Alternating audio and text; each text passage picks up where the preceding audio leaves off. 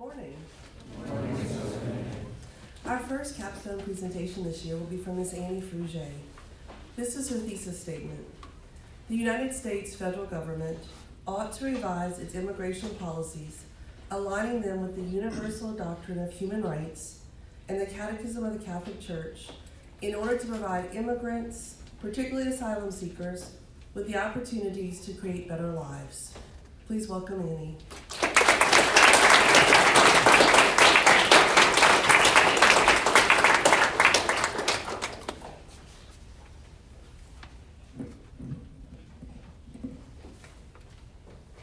In our current president's inaugural address, he claimed that sunlight is pouring over the whole world, making it seem like we have entered a period of prosperity and liberation. However, Anne Frank's narration of events that occurred in her lifetime offer a more accurate depiction of the current situation in the United States. She wrote, "Terrible things are happening outside. At any time of night and day, poor, helpless people are being dragged from their homes. Families are torn apart. Men, women, and children are separated. Children come home from school to find that their parents have disappeared." These occurrences happened during the Second World War and are happening now in America too. This time, the victims are immigrants. Undocumented children feel unsafe at school, and in large cities like Chicago and New York, many are hesitant to leave their homes. Some immigrants to the United States get to experience the American dream, but others never do. Between detention centers, family separation, deportation, tedious legal processes, and xenophobic commentary in the political atmosphere, there is plenty to be unpacked and brought to light. The basic rights outlined in the Universal Declaration of Human Rights ought to be the universal standard that each person is held to. Furthermore, Christians have a specific duty towards migrants, as is highlighted in both Scripture and the Catechism. And if ordinary Americans will not defend the rights of those who wish to immigrate to the U.S., then it must be the Church, the body of Christ, that upholds the dignity bestowed on the human race by God. Thus, one can conclude that the United States federal government ought to revise its immigration policies, aligning them with the Universal Declaration of Human Rights and the Catechism of the Catholic Church, in order to provide immigrants, particularly asylum seekers, with the opportunities to create better lives. When speaking about immigration, Americans often refer to it as the border crisis or mention President Trump's wall along the U.S.-Mexican border. What these individuals fail to consider is the complexity of immigration to the U.S. and how it is much more than the crossing of a border. So what is an immigrant?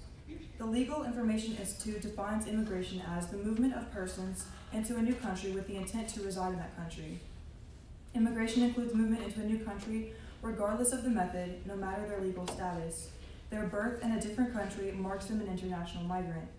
The term immigrant refers to people in various types of circumstances, which is important to recognize in order to speak accurately about their situations while preserving justice and dignity. The border crisis refers to the steady increase of undocumented immigrants entering the U.S. over the past decade, causing paranoia and fear among citizens. Though this cautionary disposition is warranted, it begs the question of why so many foreigners want to immigrate to the U.S. in the first place. USA Facts, a nonpartisan research and reporting group, found that there are a few primary reasons why the U.S. is a desirable destination, including work, safety, and reuniting with family. These statistics only include those who entered the country conventionally, but there are many more who are undocumented.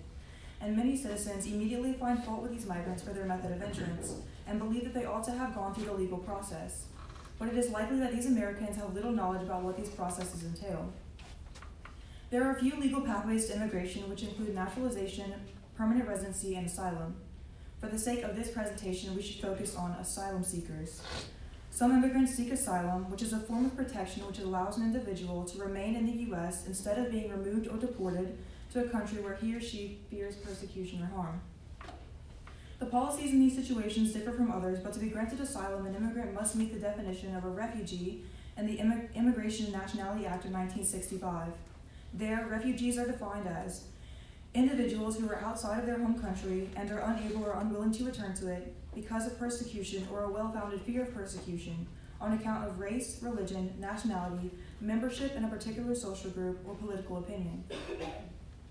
In order to prove their necessity for asylum, immigrants are obliged to attend credible fear interviews, where an asylum officer asks detailed questions about their lives in their home countries.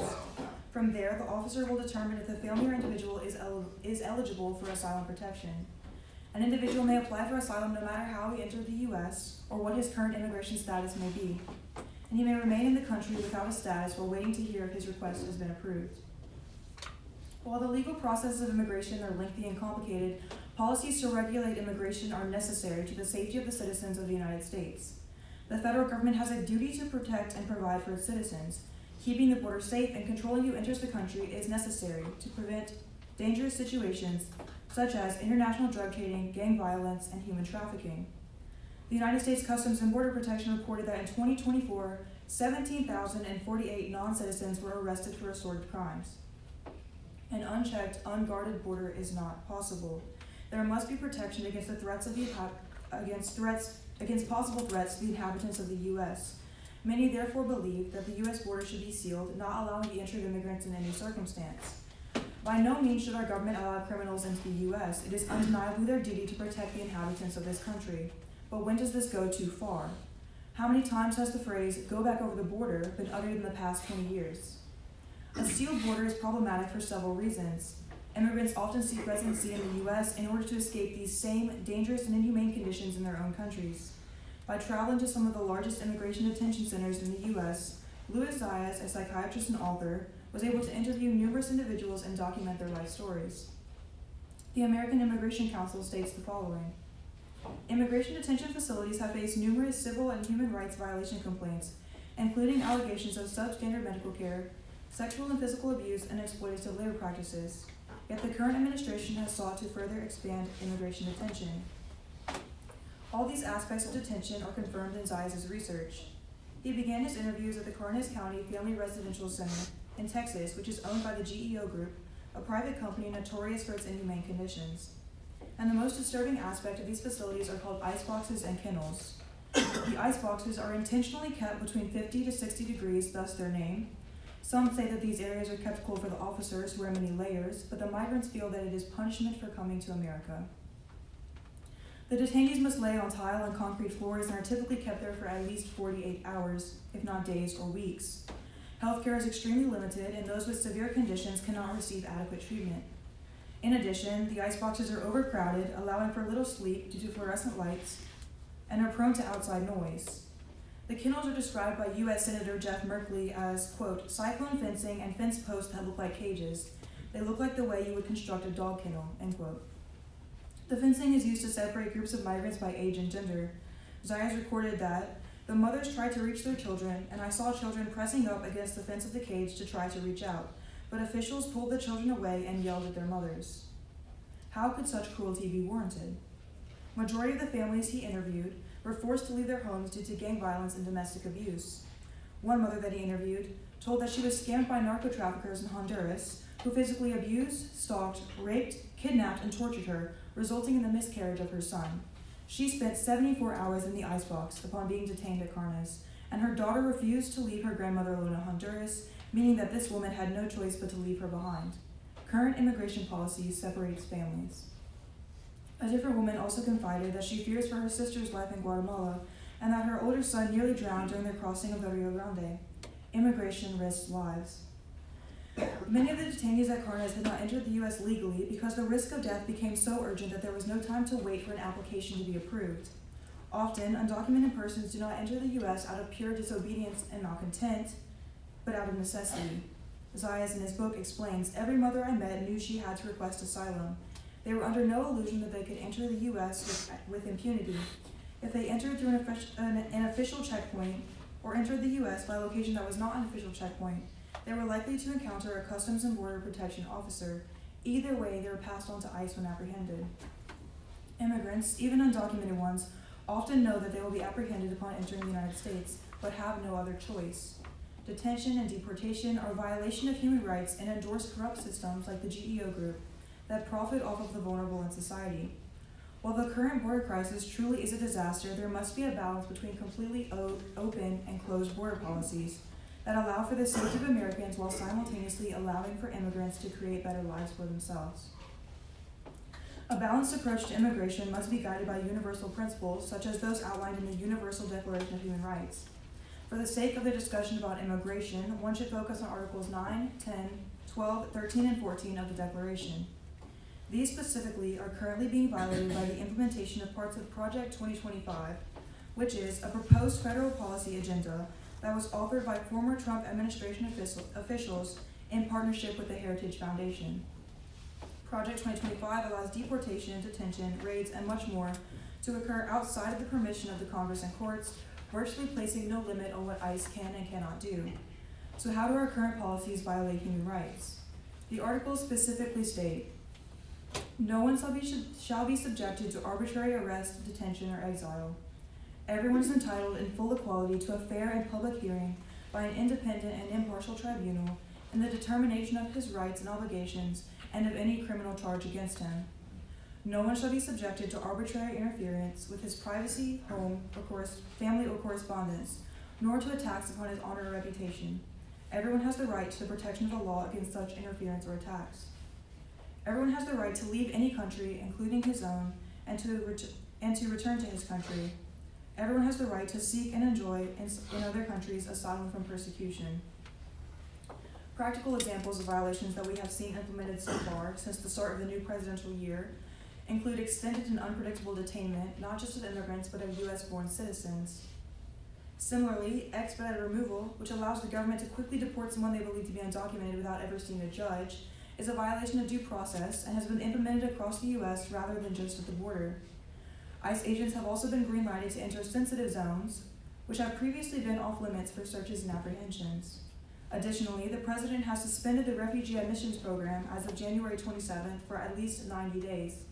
This act blocks the U.S. from receiving refugees who flee from their countries due to severe violence and war, which violates the right to seek and enjoy asylum. These are all real-life examples of ways that human rights are being violated and contradicting the Universal Declaration of Human Rights and even parts of the Constitution. A tragic event, including the death of an 11-year-old girl, points out the mental impacts that immigration policy has on young children. After her classmates had threatened to call ICE and deport her family, they mocked her, saying that she would be left all alone. Jocelyn committed suicide on February 8th of this year. This is just one example of how immigrant families are threatened by policies that separate loved ones, diminish human rights, set a standard for bullying and harassment towards immigrant communities, and even end lives. So how should a Christian respond to this? Should he separate his political beliefs from his religious ones? The Catechism of the Catholic Church and Scripture both clearly describe the attitude that Christians ought to have towards our migrant brothers and sisters.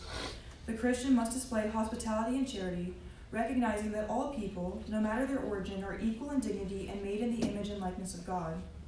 The Hebrews suffering in Egypt parallels the struggles of modern immigrants. Like the Hebrews under Pharaoh, immigrants face harsh working conditions, exploitation, and fear, while others benefit from their labor. In Leviticus 19:33 and 34, God says to Moses, "When an alien resides in your land, do not mistreat such a one.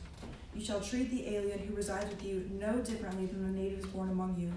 You shall love the alien as yourself, for you too were once aliens in the land of Egypt." Christ himself and his parents were also migrants in Egypt. It is unreasonable for Christian Americans to blame those who seek freedom, since it was a longing for liberty out of which this country was born.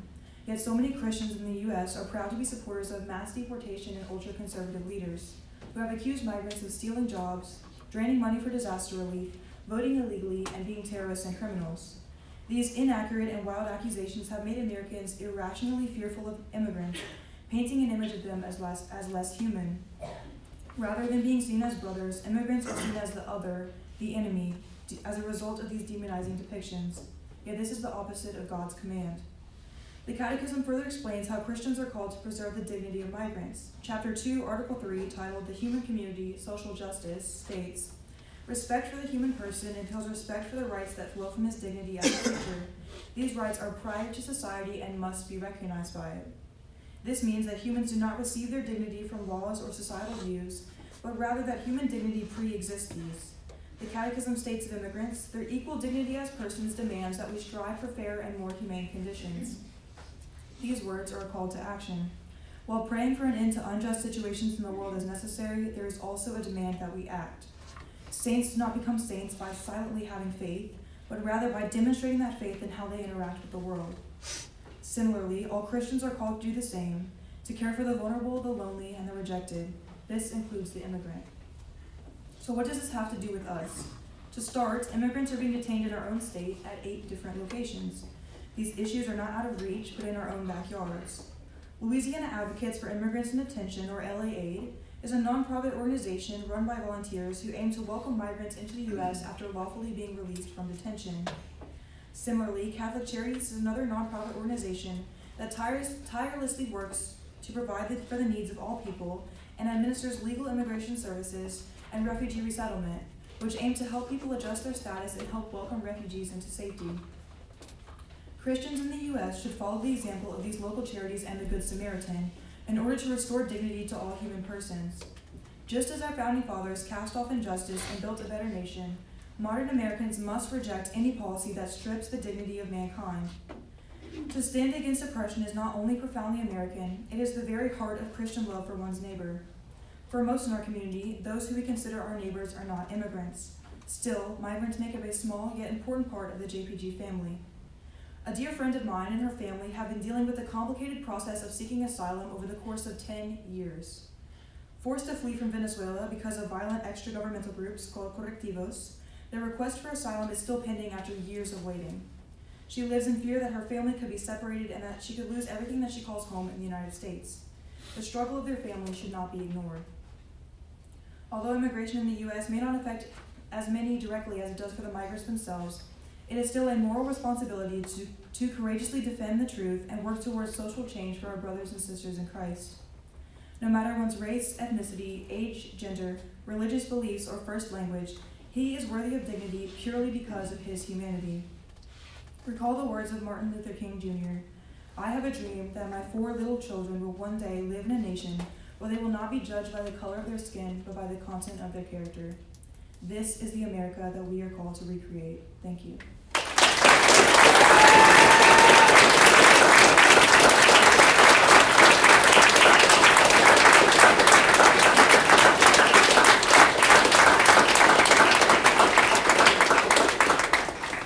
Thank you, Annie. Let's begin with some faculty questions, please.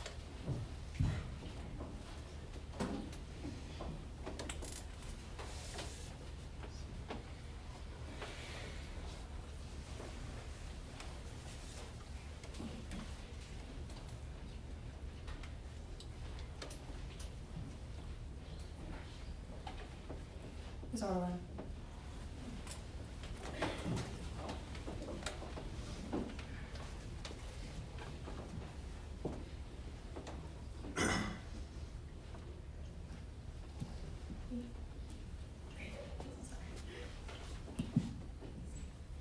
Thank you so much for your presentation, Annie.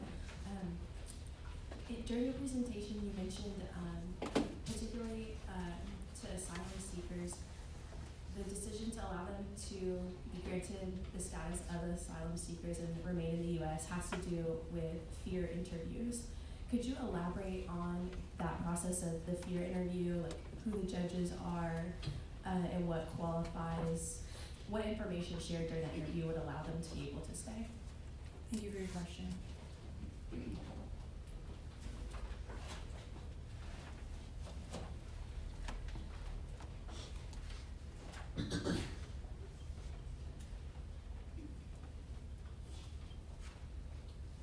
So as I said in my speech, they have to meet the definition of a refugee, which means that they have a well-founded fear of persecution on account of race, religion, nationality, membership in a particular social group, or political opinion. So if the immigrant doesn't fall under any of these categories, they're less likely to be granted asylum because that's not part of the definition of a refugee. So for example, if an immigrant were to seek asylum purely because they're poor in their home country, that might not be granted, they might not be granted asylum because that's not fear of persecution. But in the example that I gave in my paper about the family that I know, they are seeking asylum because of actual threats to members of their family because of violent extra-governmental groups due to beliefs that they held. So that is an example of a valid asylum case, hopefully. But they meet the definition of a refugee because they have a well-founded fear of persecution on account of one of those categories. And then as for judges, who they are, was that another part of your question? Yeah, judges, right, do they go through like a screening process to make sure they're unbiased? Could you just elaborate on the judges themselves since they play a role in this trial?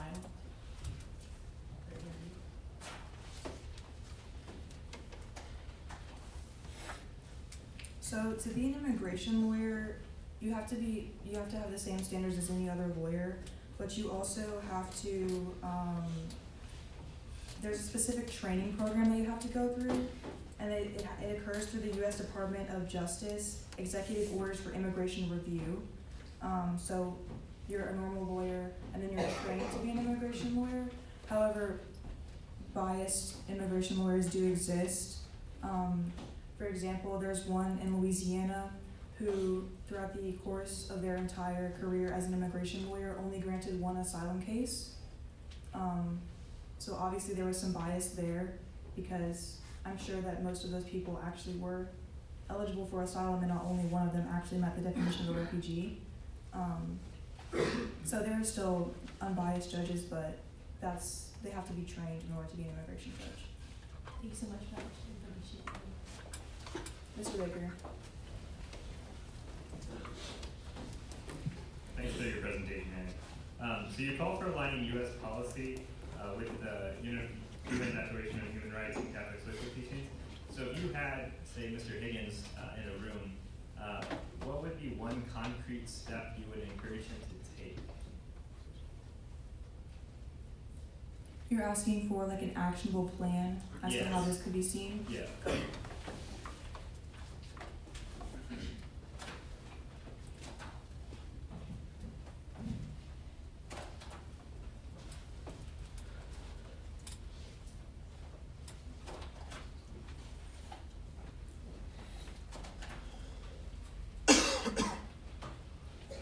Okay, so I would answer this question in several ways, because the border crisis is not able to be solved in one way, because it is such a multifaceted issue.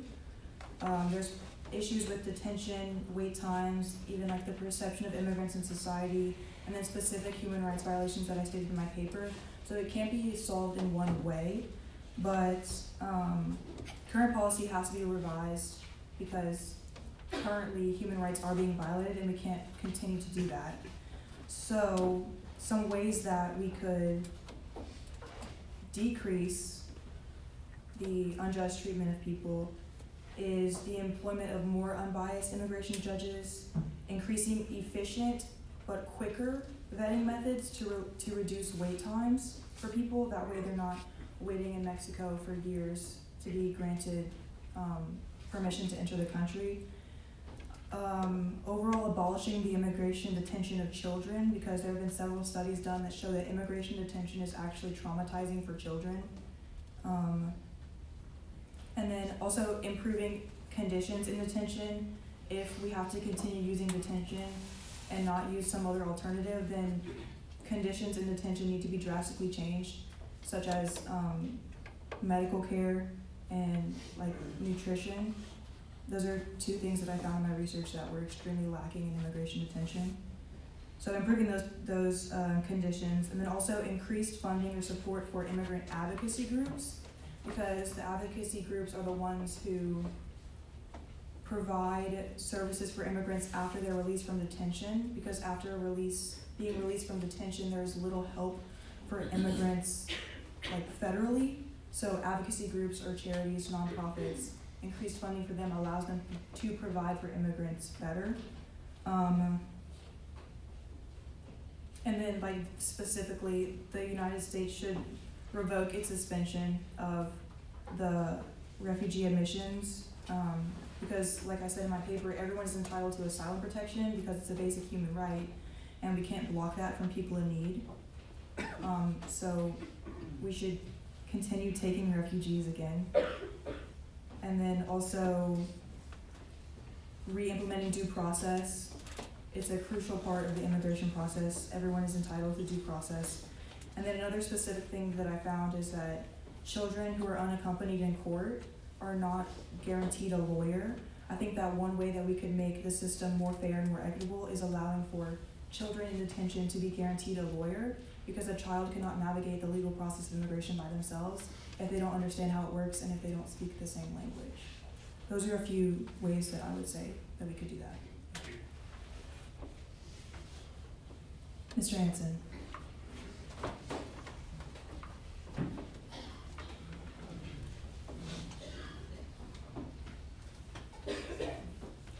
Thank you for your question.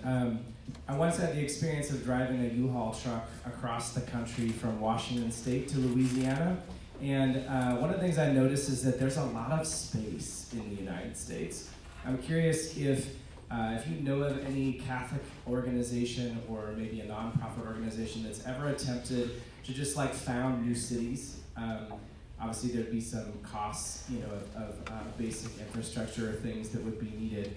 But I know there's resettlement programs that bring migrants and stuff into communities, and then sometimes people object because they don't like them there. Do you know any organization that's ever tried to let's just start a new city?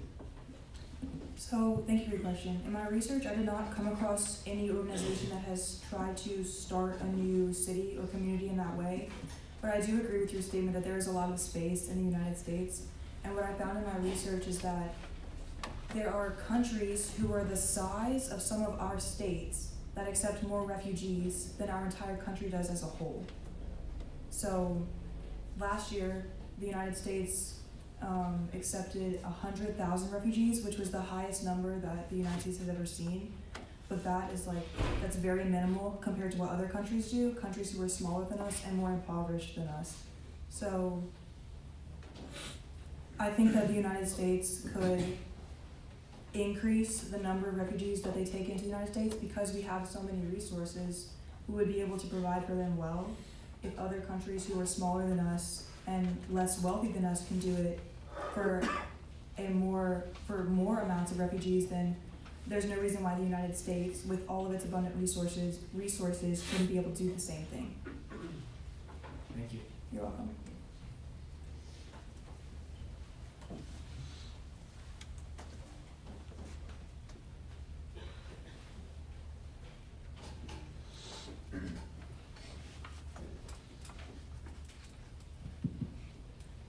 Thank you for your talk. My question for you was, you talk about the resources we have as a country. If this acceptance of immigrants is aligned with, for instance, natural law, there will be a long-term benefit for our community as well. So can you speak on in your research how immigrants are good for America and how they historically have been able to actually help us increase our commonwealth, our common good? Thank you for your question. It's a common misconception that the allowance of more immigrants into the U.S. deprives U.S.-born citizens of jobs, but this is a big misconception because I found in my research from several different sources that immigrants, both documented and undocumented, tend to take jobs that American citizens normally do not, and in that way, the jobs that they occupy are not competitive with U.S.-born citizens, but they're complementary to them. And also, immigrants are often the backbone of certain businesses. So like all the behind-the-scenes work, it's often immigrants, either documented or undocumented, who are working in those jobs. And I found in my research that without those, local businesses would suffer greatly, and the labor market would suffer greatly because there would be more open jobs that people would not be willing to fill. Another thing that I found in my research was that specifically immigrants who work in like childcare, like nannies, for example, if they were to be deported, young mothers who were in college would be less likely to continue their studies, meaning that there would be less people in the United States with quality jobs, which would also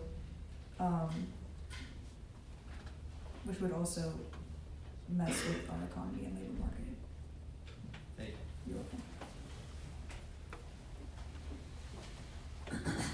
Are there any senior questions?